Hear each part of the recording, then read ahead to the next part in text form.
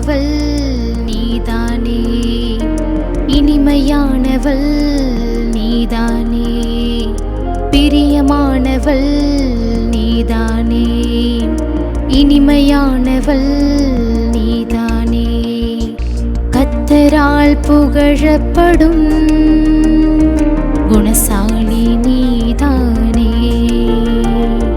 கர்த்தரால் புகழப்படும் குணசாலி நீதானே.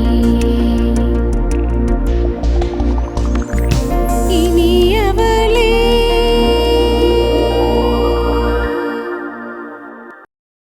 இனியவளே என்ற பெண்களுக்கான சிறப்பு நிகழ்ச்சியின் மூலமாக உங்களை சந்திப்பதில் எனக்கு ரொம்ப மகிழ்ச்சி. இப்பொழுது நம்ம மிஷினரிகள் தேவனை ஆராதிக்க வராங்க. அவங்களோட சேர்ந்து தேவனை ஆராதிக்கலாமா?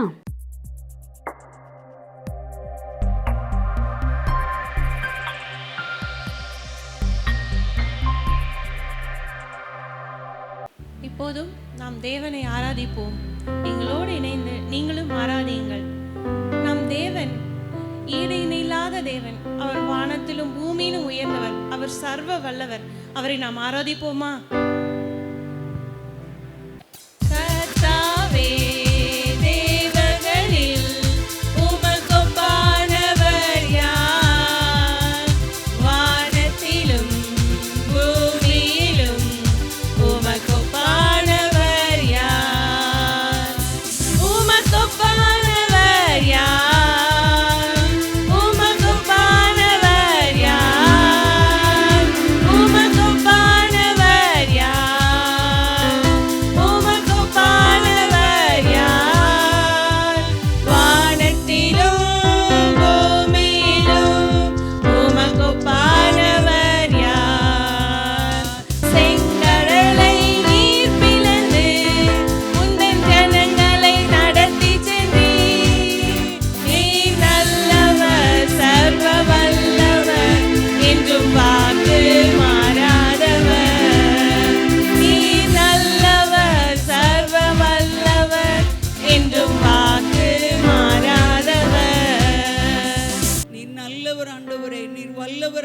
நீர் உயர்ந்தவர் அப்பா, நீர் சிறந்தவர் தகப்பனே. அல்லேலூயா, அல்லேலூயா.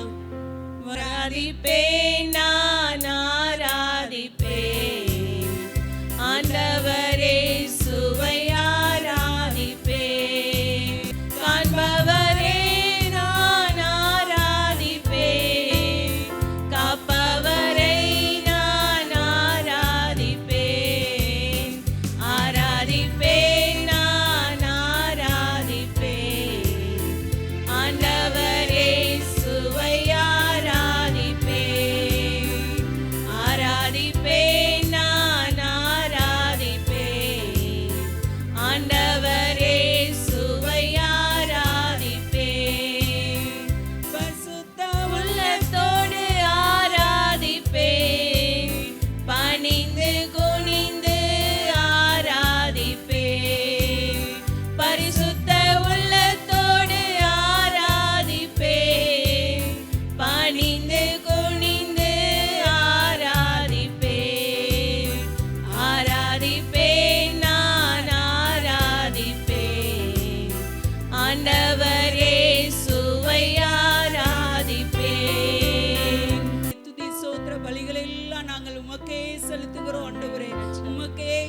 கொடுக்கிறோம் அப்பா.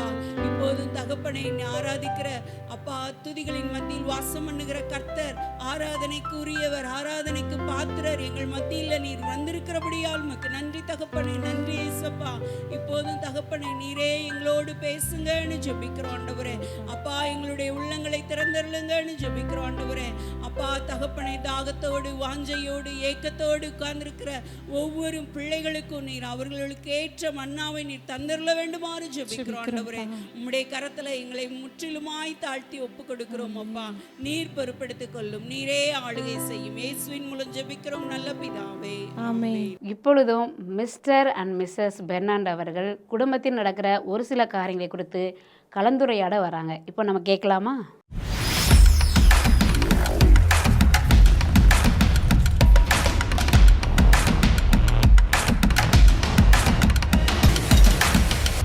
இப்போ இப்ப நிறைய ஃபேமிலியில வந்து என்ன ஆகுதுன்னா, ஹஸ்பண்டோ இல்ல ஒய்ஃபோ அவங்களுடைய பாஸ்ட் வந்து டிரான்ஸ்பரண்டா இருக்கேன் அப்படிங்கிற பேர்ல ரிவீல் பண்றாங்க. ஆனா அது ரிவீல் பண்றது நிமித்தமே அவங்களுக்குள்ள நிறைய பிரச்சனைகள் வந்துருது.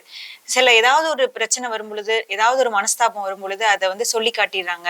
அந்த பாஸ்ட் சொன்னதுனால எனக்கு வந்து பிரச்சனை ஆயிடுது அப்படின்னு சொல்றாங்க. அதை எப்படி நம்ம ஹேண்டில் பண்றது? நான் இதை வந்துட்டு அதாவது ஒரு ஜென்ரிக்கான ஒரு ஆன்சர், இப்படித்தான் உலகம் ஃபுல்லாக இப்படித்தான் அப்படின்னு நம்ம சொல்ல முடியாது. இதை வந்துட்டு நம்ம கொஞ்சம் கஸ்டமைஸ் பண்ணி ஒவ்வொரு கல்ச்சருக்கு ஏற்ற மாதிரி இதை நம்ம ஆன்சர் பண்ணணும். இப்போ எதுக்கு சொல்கிறேன்னா, வெஸ்டர்ன் கல்ச்சரில் வந்துட்டு ரொம்ப ஓப்பனாக இருப்பாங்க. அவங்களுக்கு வந்துட்டு அப்படி ஓப்பனாக இருக்கிறத வந்துட்டு அப்ரிஷியேட் பண்ணுற ஒரு கல்ச்சர். இப்போ எக்ஸாம்பிள், எனக்கு இதுக்கு முன்னாடி எனக்கு ஒரு ரிலேஷன்ஷிப் இருந்துச்சு. நான் வந்துட்டு இப்படி தவறாக இருந்தேன், ஆனால் ஆண்டவர் என்னை மன்னிச்சாரு அப்படின்னு நான் சொல்லும் பொழுது அதை வெஸ்டர்ன் கல்ச்சரில் அதை ஈஸியாக அக்செப்ட் பண்ணிக்கிறாங்க. ஆனால் இந்தியன் கல்ச்சரை பொறுத்தவரையில் அந்த பாயிண்ட்டை பிடிச்சிட்டு நம்ம எப்பப்பெல்லாம் சண்டை வருதோ அதை வச்சுட்டு நீ இப்படி இருந்தவன் தானே, நீ இப்படி இருந்தவ தானே அப்படிங்கிற மாதிரி அதை கொண்டு வருவாங்க.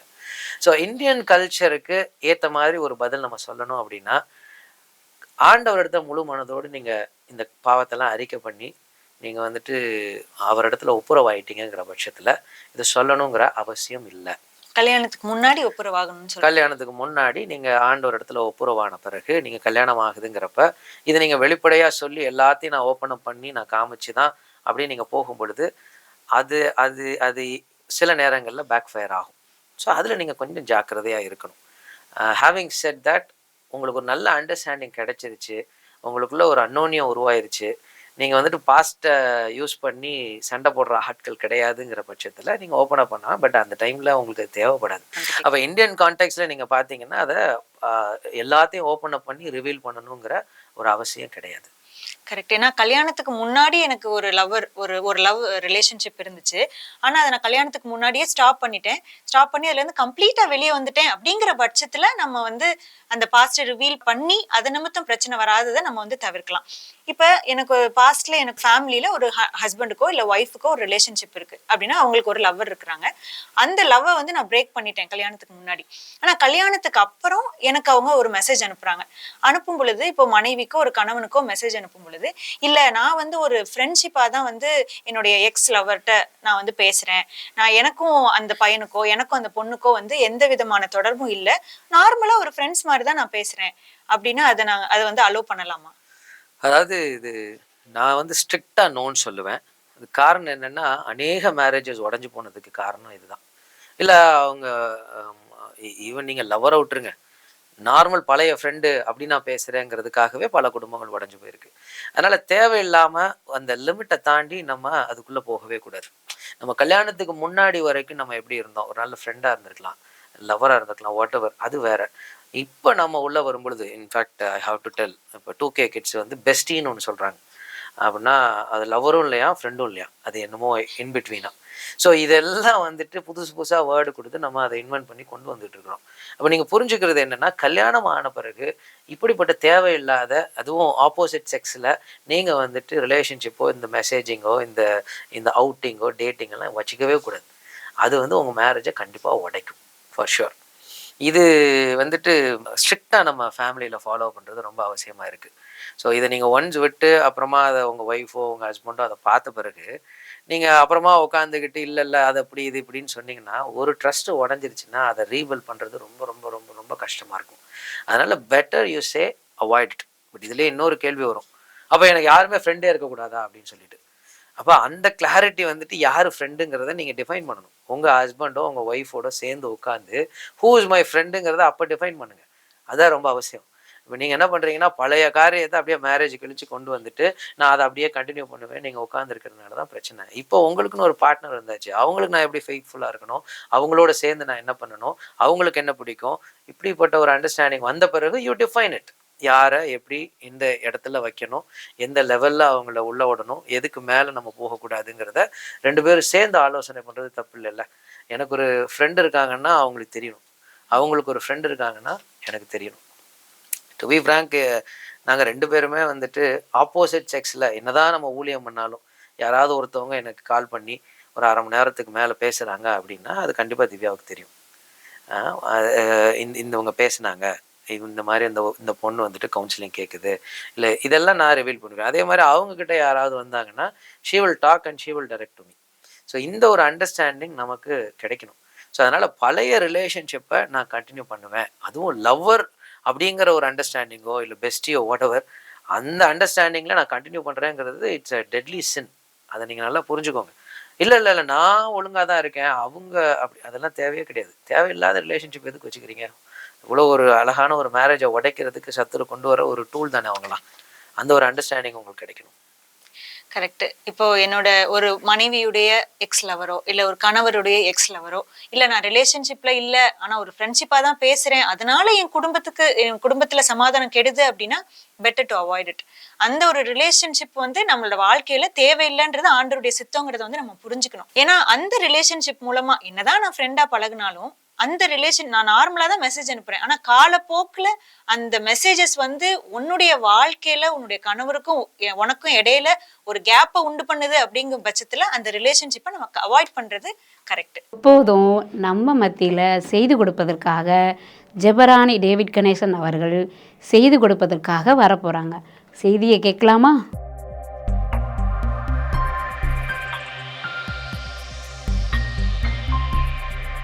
ஆண்டவராய் இயேசு கிறிஸ்துவின் இனிய நாமத்தில் கிராம மிஷனரி இயக்கத்தின் சார்பாக இனியவளே நிகழ்ச்சியை பார்த்து கொண்டிருக்கிற அன்பான நேயர்களுக்கு எங்கள் அன்பின் வாழ்த்துக்கள். நல்லா இருக்கீங்களா? பெண்களுக்குன்னு சொல்லி ஸ்பெஷல் ப்ரோக்ராமா இதை ஒவ்வொரு வாரமும் நாங்கள் வெளியிட்டு வரோம். நீங்கள் இதை ரெகுலராக பார்ப்பீங்கன்னு சொல்லி நான் நினைக்கிறேன். ஒருவேளை இதை நீங்கள் மிஸ் பண்ணிட்டு இருக்கீங்க அப்படின்னு சொன்னால் இதை நீங்கள் தொடர்ந்து வாரந்தோறும் நீங்கள் பாருங்கள். உங்களுக்கு தெரிஞ்ச பெண்களுக்கு இதை அறிமுகப்படுத்துங்க. நம்முடைய வில்லேஜ் மிஷனரி மூமெண்ட் யூடியூப் சேனல்லையும் இந்த ப்ரோக்ராம் வெளிவருது. ஆமேன் வில்லேஜ் டிவிலையும் சனிக்கிழமை நம்ம ஒளிபரப்புகிறோம். இதை நீங்கள் பார்க்கும் பொழுது அநேக காரியங்களை இதன் மூலமாக நீங்கள் கற்றுக்கொள்வீங்க.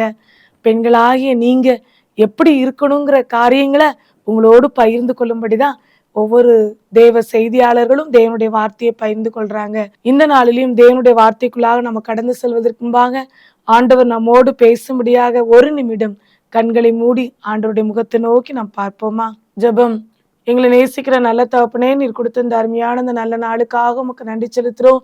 ஆண்டவரே, இந்த நாளிலையும் பெண்களுக்கான இந்த சிறப்பு நிகழ்ச்சியின் மூலமாக அநேக பெண்கள் அவங்களுடைய வாழ்க்கையில துக்கத்தோடு கவலையோடு கண்ணீரோடு ஒவ்வொரு நாளும் அவங்களுடைய பிரச்சனைகளை எதிர்நோக்கி இருக்கிறாங்கப்பா. அவங்க பிரச்சனையிலிருந்து வெளிவருவதற்கான தீர்வை இந்த நிகழ்ச்சியின் மூலமாக தந்தருளுவீரான்னு சொல்லி நாங்கள் ஜெபிக்கிறோம்.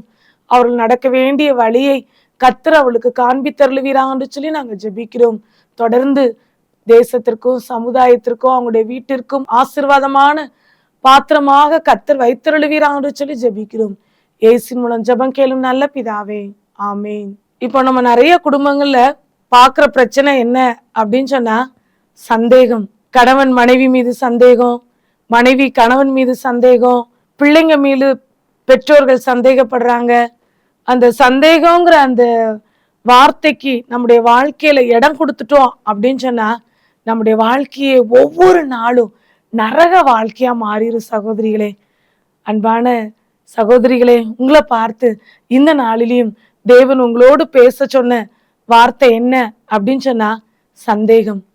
நீங்க எந்த காரியத்தை குறித்தோ உங்க வாழ்க்கையில நீங்க உங்க குடும்பத்துல இருக்கிற பிரச்சனைகளை சந்தேக கண்ணோட்டத்தோடு நீங்க பார்க்காதீங்க.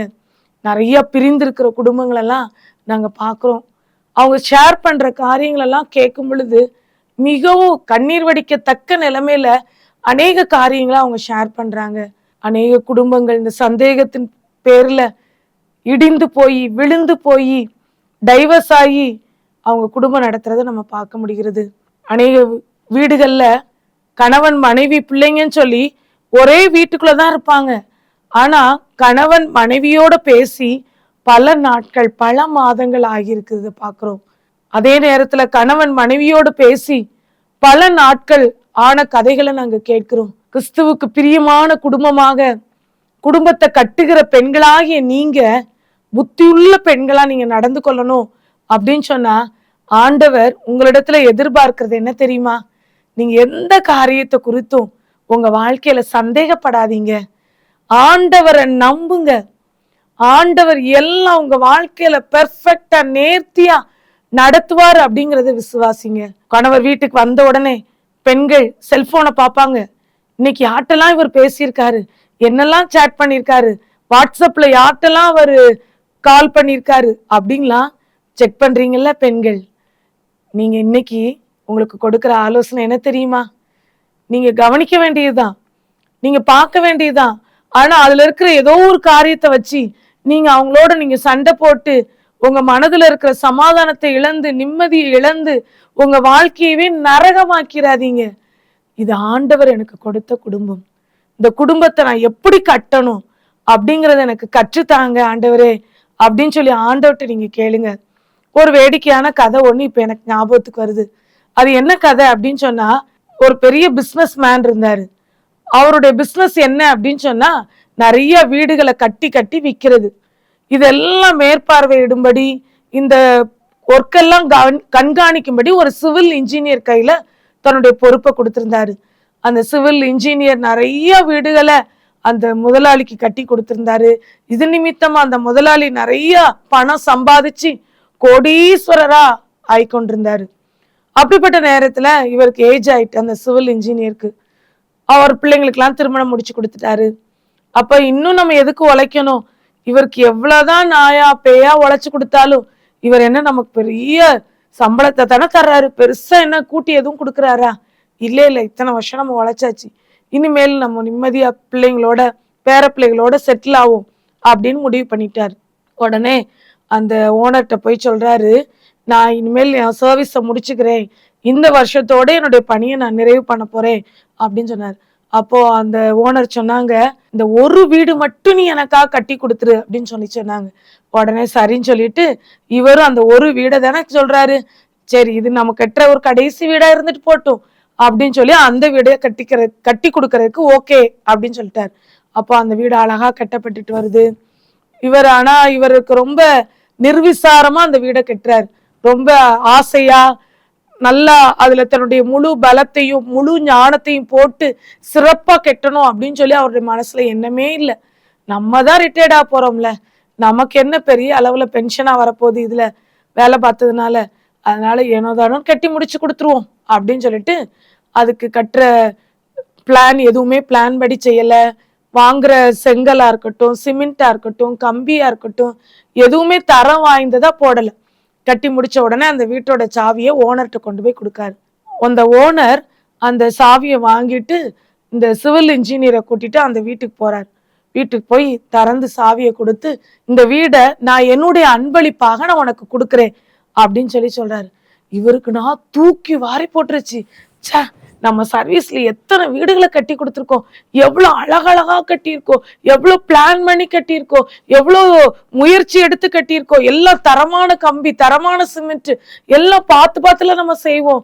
இது எந்த டிசைனும் இல்லாம இப்படி நமக்கு கிடைக்கும் தெரிஞ்சதுன்னா சிறப்பா செஞ்சிருந்திருப்பேனே அப்படின்னு சொல்லி ரொம்ப கண்ணீரோடு இருதயத்துல கனத்த வேதனையோடு அந்த சாவியை வாங்கிக்கிட்டாராம். இதே போலதான் நம்முடைய வாழ்க்கை. நமக்கு கடவுள் கொடுத்த கணவரா இருக்கட்டும், கடவுள் கொடுத்த குடும்பமா இருக்கட்டும், கடவுள் கொடுத்த பிள்ளைங்களா இருக்கட்டும், இது எல்லாமே ஆண்டவர் தான் கொடுத்ததுங்க. நீங்க யோசிக்கலாம், சே இது ஏன் எனக்கு இப்படி ஒரு கணவரை கடவுள் கொடுத்துட்டாரு, அவர் என் வாழ்க்கையில தப்பு பண்ணிட்டாரு அப்படின்னு சொல்லி நீங்க நினைக்கலாம். இந்த பிள்ளைங்க கீழ்ப்படியாத பிள்ளைங்களா இருக்காங்க, நான் சொல்ற பேச்சுக்கு அடங்கவே மாட்டேங்கிறாங்க, இவங்களை பார்த்தாலே எனக்கு கோபம் வருது அப்படின்னு சொல்லி உங்க பிள்ளைங்க மேல எரிச்சல் படலாம். ஆனா ஆண்டவர் எப்படி நம்முடைய குடும்பத்தை கட்டணும்னு சொல்றாரு தெரியுமா? அன்புனால கட்டணும், விட்டு கொடுக்கறதுனால கட்டணும், சகிப்புத்தன்மையினால கட்டணும். நீங்க அப்படிலாம் உங்க வீட்டை நீங்க கட்டுனீங்க அப்படின்னு சொன்னா நிச்சயமாவே உங்களுடைய வீடு ஒரு ஹெவனை போல இருக்கும். இந்த உலகத்திலேயே நீங்க ஹெவனை அனுபவிக்க கூடிய அப்படிப்பட்ட பாக்கியத்தை ஆண்டவர் நிச்சயமா உங்களுக்கு தருவாரு. அதனால உங்க வாழ்க்கையில என்ன கசப்பு இருந்தாலும் சரி, எல்லாத்தையும் ஆண்டவர் சமூகத்துல வச்சிருங்க. உங்க கணவர்கிட்ட ஒப்புரவாயிருங்க.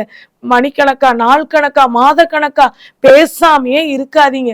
அப்படி நீங்க இடம் கொடுத்துட்டீங்க அப்படின்னு சொன்னா பிசாசு உங்க குடும்பத்துக்குள்ள வந்துருவான். அவன் தேவையில்லாத குழப்பங்களையும் பிரச்சனைகளையும் மேலும் மேலும் உண்டாக்கி உங்க குடும்பத்தையே ஒண்ணுமில்லாம சிதற பண்ணிடுவான். இப்ப கடைசி காலத்துல பிசாசு பயன்படுத்துற ஆயுதம் என்ன தெரியுமா? கணவன் மனைவியை பிரிக்கணும். குடும்பத்தோட அவங்க சந்தோஷமா வாழக்கூடாது, பிள்ளைங்களோட அவங்க வாழக்கூடாது. கணவன் மனைவி பிரிஞ்சுட்டானா பிள்ளைய நீ வளர்க்கவா நான் வளர்க்கவான்னு சண்டை வந்து அந்த குடும்பமே நடுத்தருவுக்கு வந்துடுற மாதிரி நிர்கதியான நிலைமைய அநேக குடும்பங்கள்ல பார்க்குறோம். எங்களுக்கு வருகிற ஃபோன் கால்ஸா இருக்கட்டும், அவங்க ஷேர் பண்ற காரியங்களா இருக்கட்டும், அநேக காரியங்களை கேட்கும் பொழுது மிகவும் வேதனை பட்டு நாங்க பாரத்தோடு நாங்க ஜெபித்து வருகிறோம். ஆண்டவர், எப்படியாவது இந்த குடும்பத்தை நீங்க கட்டுங்க சுவாமி, உங்க அன்புனால கட்டுங்கப்பா, சகிப்பு தன்மையினால கட்டுங்க, விட்டு கொடுக்குற அந்த கிருபையினால அவங்கள கட்டுங்கன்னு சொல்லி நாங்க ஜெபிச்சுட்டு வரோம். இன்னைக்கும் அந்த சந்தேகங்கிற காரியத்துக்கு உங்க வாழ்க்கையில இடம் கொடுத்தீங்க அப்படின்னு சொன்னா, அது ஒரு கேன்சர் புற்றுநோயை போல அது உங்களை வளரவே விடாது, அன்பு செலுத்தவே விடாது, கணவர் சொல்ற காரியத்துக்கு உங்களை கீழ்ப்படியவே விடாது.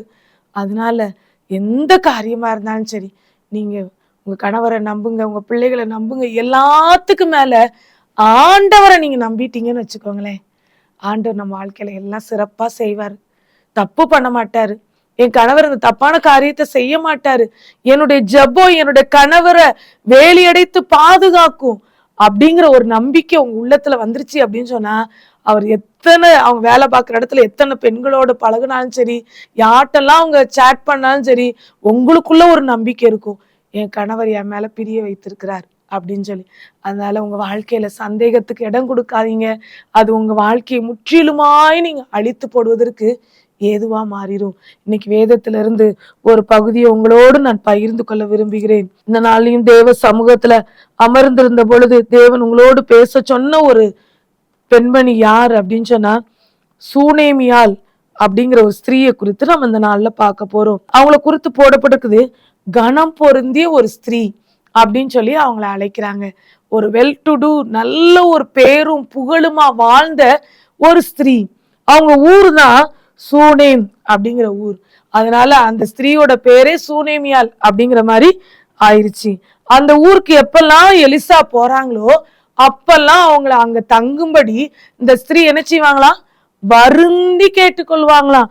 ஒரு இடத்துல போடல, ரெண்டு இடங்கள்ல அந்த ஸ்திரீ அவளை போஜனம் பண்ண வருந்தி கேட்டுக்கொண்டாள் அப்படின்னு சொல்லி 4ஆம் அதிகாரம் 8வது வசனத்துல போடப்பட்டிருக்குது. பாருங்களேன், ஒரு எலிசா தீர்க்கதரிசி அந்த பகுதிக்கு, சூனேம்ங்கிற ஊருக்கு ஊழியத்துக்கு போறாங்க. அவங்க அங்க இருந்து ஊழியங்களை நிறைவேற்றி கொண்டிருக்கிறாங்க. அப்படி எலிசாவை பார்க்கும் பொழுதெல்லாம் இவங்க கூப்பிடுற காரியம் என்ன அப்படின்னு சொன்னா, எங்க வீட்டுக்கு வாங்க, சாப்பிட்டு போங்க அப்படின்னு சொல்லி சும்மா வார்த்தையினால மட்டும் சொல்லல. நம்ம நிறைய நேரம் நிறைய பேரை கூப்பிடும் போதுல எப்படி கூப்பிடுவோம், ஐயோ இவங்க சும்மா ஃபார்மாலிட்டிக்கு தான் கூப்பிட்டேன், ஆனா அவங்க இன்னைக்கு எங்க வீட்டுக்கு வந்துட்டாங்களே, இவங்களுக்கு போய் ஒரு கப்பு காஃபி கொடுக்கணுமே, இவங்களுக்கு போய் சாப்பாடு கொடுக்கணுமே அப்படின்னு சொல்லி மனசுக்குள்ள என்ன செய்வீங்க, புலம்புவீங்கல்ல. ஆனா அந்த கணம் பொருந்திய சூனேமியால் ஸ்திரீ அப்படிலாம் அவங்க என்ன செய்யல, நினைக்கவே இல்லை. அவங்க சந்தோஷமா அந்த தேவனுடைய மனுஷன் எங்க வீட்டுக்கு வரணும் அப்படின்னு சொல்லி வருந்தி கேட்டுக்கொண்டாங்களா, தங்களை ரொம்ப அப்படி ரெக்வெஸ்ட் பண்ணி கேட்கிறாங்க. அதே போலதான் இன்னைக்கு பெண்களாகி அவங்க ஒவ்வொருவருக்கும் மிகவும் முக்கியமா தேவைப்படுற குணாதிசயம் என்ன அப்படின்னு சொன்னா, உபசரிப்பு. உங்க கணவரை எப்படி உபசரிக்கிறீங்க, உங்க பிள்ளைகளை எப்படி உபசரிக்கிறீங்க, உங்க குடும்பத்தினரை எப்படி உபசரிக்கிறீங்க. ஒருவேளை மாமியார் உங்க வீட்டுல இருக்கலாம், மாமனார் உங்க வீட்டுல இருக்கலாம், நாத்தனார் இருக்கலாம், ஒரு பெரிய கூட்டு குடும்பத்தை போல நீங்க வாழ்றவங்களா இருக்கலாம். ஆனா இப்படிப்பட்ட ஒரு கூட்டு குடும்பத்துக்குள்ள நான் ஏன் வந்தேன் அப்படின்னு சொல்லி ஒவ்வொரு நாளும் நீங்க கண்ணீர் விடுச்சு கவலைப்படாதீங்க. அந்த குடும்பத்தை சந்தோஷமா வச்சுக்கிறது உங்க கையில தான் இருக்கு. கடம் பொருந்தி அந்த சூனேமியா ஸ்திரீ அவங்க தீர்க்கனாய எலிசாவை அவ்வளோ அன்பா கவனிச்சிருக்கிறாங்க. அவங்க நல்லா உபசரிக்கிற ஒரு தன்மை இருந்ததுனாலதான் ஒவ்வொரு முறையும் அவர் அந்த ஊருக்கு வரும் பொழுதெல்லாம் என்ன செய்யறாரா, அவங்க வீட்டுக்கு சாப்பிட வராங்க அப்படின்னு சொல்லி பாக்குறோம். அடுத்து இவங்க சாப்பாடு மட்டும் கொடுத்ததோட விட்டுருந்துருக்கலாம்ல. அவங்க கணவர்கிட்ட போய் சொல்றாங்க, இப்பொழுதும் நம்ம இடத்துக்கு வீட்டுக்கு வந்து போற இவர் தேவனுடைய மனுஷன்கிறத, பரிசுத்தவான்கிறத காண்கிறேன் அப்படின்னு சொல்லி 9ஆம் வசனத்துல சொல்றாங்க. அவரை பார்க்கும் பொழுது இவர் பரிசுத்தவான், இவர் தேவனுடைய மனுஷன் நான் காண்கிறேன், இவருக்கு நம்ம வீட்டு மாடியில ஒரு ரூம் கட்டுவோம், கட்டில் போடுவோம், அவங்களுக்கு வேண்டிய நாற்காலி, குத்து விளக்கு, தேவையான எல்லாம் வைப்போம் அப்படின்னு சொல்லி அவங்க கணவரோட என்ன செய்றாங்க, பகிர்ந்து ஆலோசனை செய்யறாங்க. இன்னைக்கு நம்ம வாழ்க்கையில நம்ம கணவரோட எந்த காரியத்தையாவது நம்ம டிஸ்கஸ் பண்றோமா? யோசித்து பாருங்க. நான் செய்யறதுதான் கரெக்ட், நான் என்ன சொல்றேனோ அதைத்தான் என் கணவர் என்ன செய்யணும், கேட்கணும் அப்படின்னு சொல்லி நம்ம நினைக்கிறோம். ஆனா இவங்க முடிவு பண்ணி இதை நீங்க செய்யுங்க அப்படின்னு சொல்லல, ஆர்டர் போடல கணவர்கிட்ட. இவங்க பாக்குறாங்க, இவர் நம்ம வீட்டுக்கு அடிக்கடி வாராரு, இவர் கொஞ்ச நேரம் இளைப்பாறுவதற்கு நல்ல ஒரு ரூம் கட்டி கொடுத்தா நல்லா அவர் ஜெபிப்பாரு, இன்னும் நல்ல தேவனோடு உறவாடுவாரு, இவர் நமக்கு வீட்டுல தங்கி இருந்தாரு நமக்கு ஆசீர்வாதம் அப்படிங்கறத அவங்க நினைச்சதுனால இந்த காரியத்தை செய்யும்படி அவங்க கணவரோடு கலந்து ஆலோசிக்கிறாங்க. இன்னைக்கு நம்ம என்ன காரியம்னாலும் நம்ம கணவரோடு நம்முடைய பிள்ளைகளுடைய படிப்பின் காரியமா இருக்கட்டும், நம்முடைய பிள்ளைகள் சேட்டை பண்ற காரியமா இருக்கட்டும், நம்ம பிள்ளைகள்ட்ட ஏதோ ஒரு குறைவை நம்ம காணலாம், அதை நம்மளே மறைச்சு வச்சு ஹஸ்பண்ட ஷேர் பண்ணாம சரிப்படுத்திடலாம் அப்படின்னு சொல்லி நீங்க நினைக்காதீங்க. என்ன காரியமோ உங்க குடும்பத்துக்குள்ள நடக்கிற காரியத்தை கணவன் மனைவி ஒளிவு மறைவின்றி நீங்க ஷேர் பண்றதுக்கு பழகிக்கோங்க. இது அவருக்கு தெரியக்கூடாது, இதை நான் அவருக்கு தெரியாம தான் செய்வேன் அப்படின்னு சொல்லி எந்த காரியத்தையோ திருட்டுத்தனமா நம்ம செய்யவே கூடாது. ஏசப்பாக்கு அது பிடிக்காது, ஆண்டவருக்கு பிடிக்காது. அந்த சூனேமியால் ஸ்திரீ அவங்க செய்யணும்னு மனசுல நினைச்ச காரியத்தை அவங்க கணவர்கிட்ட ஷேர் பண்றதை நம்ம பார்க்கிறோம். நம்முடைய வாழ்க்கையிலையும் இந்த காரியத்தை இவங்க வாழ்க்கையில இருந்து கற்றுக்கொள்ளுவோம். ஒரு வேடிக்கையான கதை ஒண்ணு ஞாபகத்துக்கு வருது. கணவன் மனைவி இருக்கிறாங்க, அவங்களுக்கு திருமண நாள் வருது. மனைவி நினைக்கிறாங்க கணவனுக்கு ஒரு கிஃப்ட் கொடுக்கணும்னு சொல்லி, கணவன் நினைக்கிறாங்க மனைவிக்கு ஒரு கிஃப்ட் கொடுக்கணும்னு சொல்லி. ஆனா 2 பேரும் டிஸ்கஸ் பண்ணலாம் செய்யல. மனைவி அவளுக்கு நல்ல லாங் ஹேர், நீளமான முடி, அவளுக்கு முடியே அழகு அப்படின்னு சொல்லலாம். அவ்வளோ அழகான முடிய கட் பண்ணி அதை வித்து அவங்க கணவருக்கு அவர் கையில ஒரு விலையேற பெற்ற வாட்ச் வச்சிருந்தாரு. ஆனா அதுக்கு ஸ்டாப் இல்லாம அதை அவர் யூஸ் பண்ண முடியாம இருந்தது. அப்போ அவருக்கு ஸ்டாப் வாங்கணும் அப்படின்னு சொல்லி நினைச்சாங்க, அந்த முடியை வித்து அவருக்கு ஸ்டாப் வாங்கிடுறாங்க. கணவர் என்ன நினைக்கிறாரு, மனைவிக்கு ஒரு கிஃப்ட் கொடுக்கணும், அவளுடைய அழகான முடிய தினந்தோறும் சீவருக்கு ஒரு அழகான சீப்பை வாங்கி கொடுக்கணும் அப்படின்னு சொல்லி அவர் வாட்ச் டயல்ல வித்து என்ன செய்யறாரு, சீப்பு வாங்கி கொடுத்துறாரு. கடைசியில 2 பேரும் ஒருத்தருக்கு ஒருத்தர் அந்த கிஃப்டை ஷேர் பண்ணும் போதுலதான் பாக்குறாங்க, ஐயோ இவளுக்கு சீவருக்கு முடியே இல்லையே, நம்ம சீப்பு வாங்கி கொடுத்துருக்கோம், இவர் கையில கட்டுறதுக்கு இந்த ஸ்டாப்பை மாட்டுவதற்கு இவர் கையில வாட்சே இல்லையே, டயலே இல்லையே, எப்படி இதை பயன்படுத்த முடியும் அப்படின்னு சொல்லி 2 பேரும் ரொம்ப சோகமா அந்த நாளை அனுபவிக்கிறாங்க. இதுல இருந்து நம்ம ஒரு வேடிக்கையான கதையா இருக்கலாம். இதுல இருந்து என்ன கற்றுக்கொள்றோம் அப்படின்னு சொன்னா, ஒருத்தருக்கு ஒருத்தர் கன்சல்ட் பண்ணாம ஷேர் பண்ணாம செஞ்சதின் விளைவுதான் இந்த பரிசு விலையேற பெற்ற பரிசா இருக்கலாம், ஆனா அது அனுபவிக்க முடியாம என்ன செஞ்சிருது, போயிருது. இன்னைக்கு நம்முடைய வாழ்க்கையிலையும் ஒருவேளை நம்ம ஷேரிங் இல்லாம கன்சல்டேஷன் இல்லாம எந்த முடிவும் நீங்க எடுத்துறாதீங்க. உங்க குடும்ப வாழ்க்கை சமாதானமா சந்தோஷமா நிறைவா இருக்கணும் அப்படின்னு சொன்னா இந்த காரியத்துல நீங்க எந்த காரியமா இருந்தாலும் சரி, தீமையோ நல்லதோ கெட்டதோ எல்லாவற்றையும் நீங்க ஷேர் பண்ண நீங்க பழகிக்கோங்க. அவங்ககிட்ட கன்சல்ட் பண்ணுங்க, இதை நான் வாங்கலாமாப்பா. நீங்க கடையில போறீங்கன்னு வச்சுக்கோங்களேன், ஒரு சாரி உங்களுக்கு ரொம்ப பிடிக்குது, உடனே கணவர்கிட்ட கேட்காம என்ன செஞ்சிருது, அந்த சாரிய வீட்டுக்கு வாங்கிட்டு வந்துடுது. அதை கூட நீங்க கேட்டீங்க அப்படின்னு சொன்னா அவங்க ரொம்ப சந்தோஷப்படுவாங்க. என் மனைவி என்கிட்ட கேட்காம எதுவும் செய்ய மாட்டா அப்படின்னு சொல்லி வாங்கிக்கோ அப்படின்னு சொல்லுவாங்க. ஆனா அதே நேரத்துல அவர்கிட்ட போய் நம்ம என்னத்தை கேட்கணும், நம்ம தான் சம்பாதிக்கிறோம்ல, நம்மகிட்ட தான் காசு இருக்குல்ல அப்படின்னு சொல்லி கேட்காம வாங்கணும்னு நினைச்சீங்க அப்படின்னு சொன்னா இது நிமித்தமா கூட அநேக குடும்பங்கள்ல பிரிவினைகள் சண்டை சச்சரவுகள் வர்றத பார்க்க முடியுது. இந்த காரியத்துல நீங்க சூனேமியாவை போல நீங்க எந்த காரியத்தினாலும் சரி கன்சல்ட் பண்ணி நீங்க செய்யும் பொழுது ஆண்டவர் ஆசீர்வதிப்பார். உங்களுடைய குடும்பத்துல தெய்வீக சமாதானம் ஆட்கொள்கிறத நீங்க உணர முடியும். இன்னொன்னு, அவங்க வாழ்க்கையில ஒரு குறைவு இருக்கு, ஆனா அவங்கள குறித்து சொல்லும் பொழுது நான் சுகமா குடியிருக்கிறேன் அப்படின்னு சொல்றாங்க. எலியா தீர்க்கதரிசி தன்னுடைய வேலைக்காரனை அனுப்பி, இவ இவ்வளோ நமக்காக சிரத்தை எடுத்து வீடை கட்டியிருக்கா, நமக்கு வேணுங்கிற எல்லாத்தையும் வச்சிருக்கா, நம்ம எவ்வளோ நல்லா சாப்பிட்டு நல்ல நிம்மதியா நம்ம தூங்குறோம், எவ்வளோ நம்ம ஹாப்பியா அந்த இடத்துக்கு வந்துட்டு போறோமே அப்படின்னு சொல்லிட்டு அந்த வேலைக்காரன்ட்ட சொல்லி அவளுக்கு என்ன குறை இருக்குன்னு கேளு அப்படிங்கிறாங்க. அப்ப நான் சொல்றா, என் ஜனங்கள் மத்தியில நான் சுகமாய் குடியிருக்கிறேன் அப்படின்னு சொல்றேன். யோசிச்சு பாருங்களேன், அவளுக்கு இருக்கிறது பெரிய குறைவுதான். பிள்ளை இல்லை அப்படின்னு சொன்னா எவ்வளோ பெண்கள் வேதனைப்படுறாங்க தெரியுமா? ஐயோ கல்யாணம் ஆகி 10 வருஷம் ஆயிடுச்சு, 12 வருஷம் ஆயிடுச்சு, எனக்கு குழந்தை இல்லையே அப்படின்னு சொல்லி அவங்க வாழ்க்கையவே ஒரே கவலையிலையும் கண்ணீர்லையும் இருந்து அவங்க வாழ்க்கையவே நரகமாக்கிக்கிறாங்க. தங்களை தாங்களே யாரையும் ஃபேஸ் பண்ண அவங்களுக்கு பிடிக்க மாட்டேங்குது, எந்த ஃபங்க்ஷனுக்கு போக விருப்பப்பட மாட்டேங்கிறாங்க.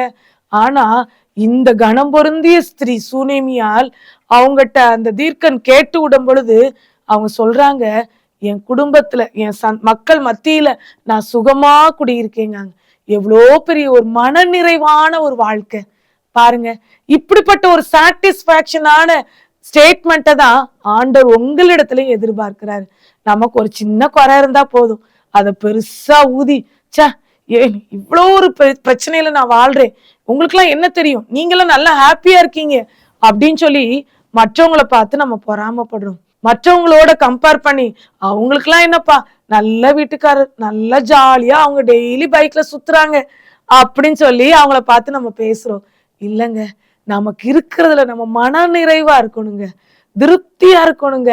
எதுவுமே எனக்கு குறைவு இல்லை அப்படின்னு சொல்லி இந்த ஸ்திரீயை போல நம்ம சொல்லணும். அவளுக்கு இருந்தது பெரிய குறைவு, ஆனா அந்த பெரிய குறைவையும் அவங்க குறைவாவே பார்க்கல.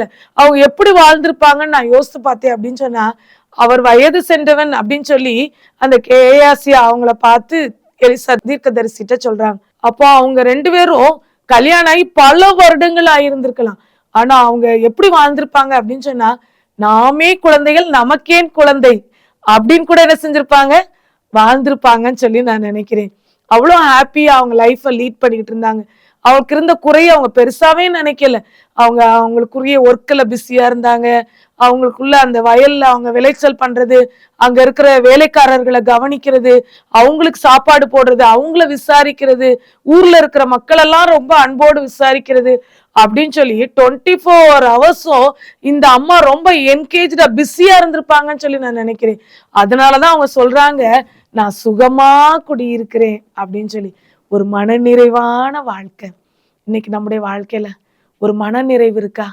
எனக்கு இது இல்லை, என் கணவர் எனக்கு இந்த சுதந்திரத்தை கொடுக்கல, நான் சம்பாதிக்கிறேன் ஆனா என் ஏடிஎம் கார்டை அவர் வாங்கி வச்சுக்கிறாரு, அவர் தரமாட்டிக்கிறாரு அப்படின்னு சொல்லி நம்ம சொல்றோம்ல. இல்லைங்க, நீங்க எல்லாத்துலயும் மன நிறைவா இருங்க. இது குறை, எனக்கு இது சரியில்லை அப்படின்னு சொல்லி எதையுமே நீங்க முறுமுறுக்காதீங்க, கவலைப்படாதீங்க. கவலைப்படுறதுனால என்ன ஆக போகுது? உங்க சரீரத்துல ஒரு முழத்தை கூட்டவாவது குறைக்கவாது முடியுமா? ஒண்ணும் கிடையாது. ஆண்டவர் சமூகத்துல நீங்க வச்சிருங்க, ஆண்டவர் எல்லாத்தையும் பார்த்துக்கிடுவார். இந்த குணம் பொருந்திய ஸ்திரீ சூனேமியால் அப்படிதான் இருந்திருப்பாங்கன்னு சொல்லி நான் விசுவாசிக்கிறேன். அவங்க மனுஷர்கள் மத்தியில நான் சுகமா குடியிருக்கிறேன்னு சொன்னாங்க. நம்மளும் இன்னைக்கு நம்முடைய குடும்பத்தோடு, நமக்கு கர்த்தர் கொடுத்திருக்கிற ஐக்கியத்தோடு, நமக்கு கொடுத்திருக்கிற திருச்சபையோடு, நமக்கு கொடுத்திருக்கிற உறவுக்காரர்களோடு நம்ம மன திருப்தியா நம்ம வாழ்றதுக்கு நம்ம பழகிக்கிட்டோம் அப்படின்னு சொன்னா, ஆண்டவர் நிச்சயமாய் நம்முடைய வாழ்க்கையில ஆசீர்வாதத்தை கட்டளையிடுவாங்க. அடுத்து அந்த குழந்தை ஆண்டவர் கொடுத்தாங்க. அதே போல கொஞ்ச நாள் கழிச்சு அந்த குழந்தை வளர்ந்து பெரியவன் ஆகும் பொழுது அவங்க அப்பா கூட வயல்வெளிக்கு போற இடத்துல உடம்பு சரியில்லைன்னு சொல்லி அவங்க அப்பா வேலைக்காரன் மூலமா அவளை வீட்டுக்கு அனுப்புறாங்க. வீட்டுக்கு வந்து கொஞ்ச நேரம் இவன் மடியில இருக்கும் போதுலயே அந்த குழந்தை இறந்து போயிருது. அந்த உடனே அந்த செய்திய அவங்க கணவர்கிட்ட சொல்லி அனுப்புறாங்க, வேலைக்காரரை அனுப்புங்கிறாங்க. உடனே எல்லா காரியத்தையும் டக்குன்னு அவங்க செய்யறாங்க. அப்போ இவங்களுக்குள்ள அந்த இருக்கிற உறவு, கணவன் மனைவிக்குள்ள இருக்கிற உறவு, அந்த தீர்க்கதரிசியாக எலியாவுக்குள்ள உறவு, இதெல்லாம் நம்ம பார்க்கும் பொழுது இவங்க எந்த விதத்திலையும் அவங்க கணவன்கிட்ட தெளிவாலாம் காரியங்களை தெளிவுபடுத்தாட்டாலும் கணவன் மனைவி மீது நம்பிக்கை வச்சிருந்தனால உடனே அந்த வாகனத்தை அனுப்புறாங்க, வேலைக்காரரை அனுப்புறாங்க. எல்லாம் நேர்த்தியா அந்த காரியத்தை நடத்தி கொண்டு போறதை நம்ம பார்க்கிறோம். அதே போல நம்முடைய வாழ்க்கையில நம்ம எல்லா காரியங்களையும் ஆண்டவர் கரத்துல நம்ம ஒப்படைக்கும் பொழுது ஆண்டவர் நம்மளை நேர்த்தியா நடத்துவார். குறைவு வந்தது போல இருந்தது, அந்த குழந்தை அந்த மகன் இறந்து விட்டதை போல இருந்தது, அவங்களால அதை தாங்கிக் கொள்ள முடியாத ஒரு வேதனை.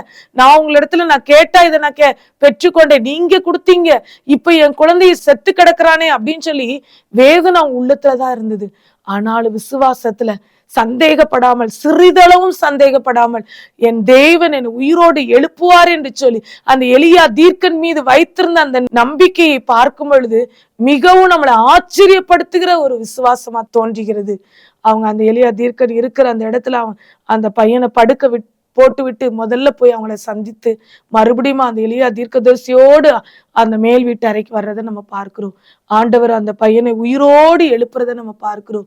இந்த காரியத்துல எல்லாம் நம்ம கற்றுக்கொள்கிற காரியம் என்ன அப்படின்னு சொன்னா, எலியா தீர்க்கன் அவங்க சந்திக்கும் பொழுதுலாம் அவங்க பாதத்துல விழுந்து பணிந்து அப்படின்னு சொல்லி போடப்பட்டிருக்கிறத நம்ம பார்க்கிறோம். ரொம்ப தாழ்மையுள்ள ஒரு பெண்மணியாவும் அவங்களுடைய வாழ்க்கை இருந்ததை நம்ம பார்க்கிறோம்.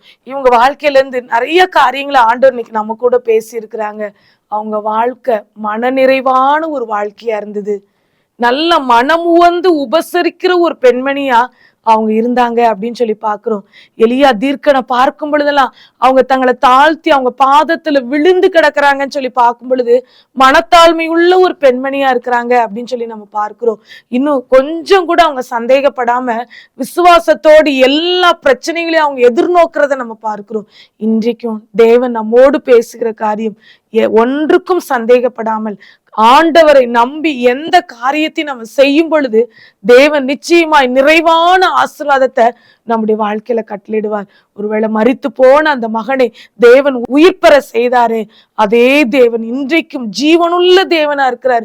உங்களுடைய வாழ்க்கையில எதெல்லாம் மரித்து போய் விட்டது, அவ்வளவுதான், எங்க கணவருடைய பிசினஸ் முடங்கி போயிருச்சு, வருமானமே வரல, இந்த மாசம் நாங்க எப்படி கடன் கட்ட போறோம் அப்படின்னு சொல்லி நீங்க நினைக்கிறீங்களா? ஒருவேளை உங்க பிள்ளையோட பிரச்சனையை நினைச்சு பார்க்கும் பொழுது என் பிள்ளைக்கு திருமணம் ஆகலையே, இனிமேல் திருமணம் ஆகுமோ அப்படின்னு சொல்லி கவலையோடு இந்த வார்த்தையை நீங்க கேட்டுக்கொண்டிருக்கிறீங்களா? ஆண்டவர் கொடுத்த வாக்குத்தத்தத்தை அவர் மறக்கவே மாட்டார், நிச்சயமாய் நிறைவேற்றுவார். உங்களுடைய வாழ்க்கையில நீங்க நம்பிக்கையோடு விசுவாசத்தோடு நீங்க காத்துருங்க, ஒன்றுக்கும் சந்தேகப்படாதீங்க. ஆண்டவர் உங்களுடைய விசுவாசத்தை பார்த்து நிச்சயமாய் உங்களுடைய வாழ்க்கையில அற்புதங்களை செய்கிறவராய் இருக்கிறார். அந்த சுனேமியா ஸ்திரீயை போல உபசரிக்க கற்றுக்கொள்ளுங்கள், மனநிறைவோடு வாழ கற்றுக்கொள்ளுங்கள், மனத்தாழ்மையோடு உங்களுடைய குடும்ப வாழ்க்கையில எல்லா சூழ்நிலையிலும் நடந்து கொள்ள நீங்கள் தீர்மானம் எடுங்கள்.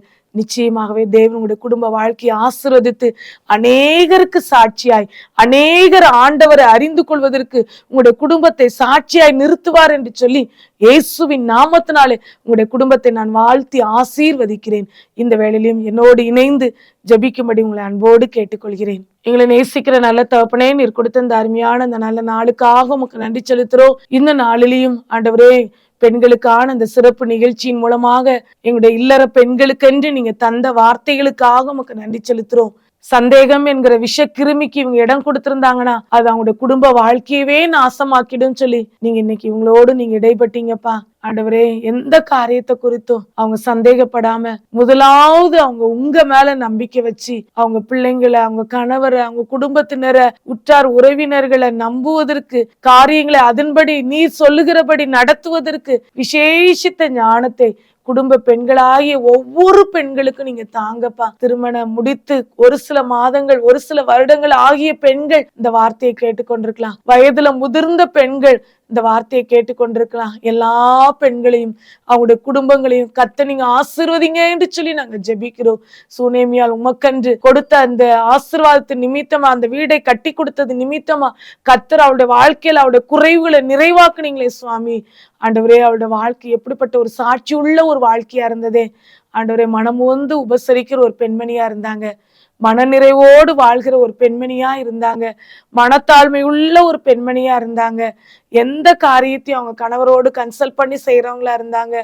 சிறிதளவு கூட இவங்க கணவர் இவங்க மேல சந்தேகப்படுற மாதிரி அவங்க வாழ்க்கை இல்லாதபடி இருந்தது. அதே போல ஆண்டவரே, எங்களுடைய குடும்பங்களில சமாதானம் உண்டாகட்டும், சந்தோஷம் உண்டாகட்டும். ஆண்டவரே, பிள்ளைங்கள், குடும்பம், கணவன், மனைவி, ஆண்டவரே எல்லாரும் அவங்க ஹாப்பி, அந்த உலகத்துல ஒரு ஹெவன்லி ஹோம் லைஃப் அவங்க லீட் பண்ண கர்த்தர் நீங்க உதவிச்சீங்கன்னு சொல்லி நாங்க ஜெபிக்கிறோம். இயேசுவின் நாமத்தினாலே ஆண்டவரே, இந்த நிகழ்ச்சியை பார்த்து கொண்டிருக்கிற எல்லா இல்லற பெண்களையும் அவங்களுடைய குடும்பங்களை ஆழ்த்தி ஆசீர்வதிக்கிறோம். சுகம், பலன், ஜீவன், கிருபை, மனுஷ தயவு இயேசுவின் நாமத்தினாலே ஒவ்வொரு குடும்பங்களுக்குள்ளாகவும் உண்டாகட்டும் என்று சொல்லி நாங்க ஜெபிக்கிறோம். கர்த்தருடைய கரம் பிள்ளைகளோடு கூட இருந்து வழி நடத்தட்டும். எல்லா குறைவுகளையும் கர்த்தர் நீ நிறைவாக்குவீரா என்று சொல்லி நாங்க ஜெபிக்கிறோம். கர்த்தர் பெரிய காரியங்களை செய்யுங்க, உங்க நாமத்தை மகிமைப்படுத்துங்க. இயேசுவின் மூலம் ஜெபம் கேளும் நல்ல பிதாவே, ஆமேன்.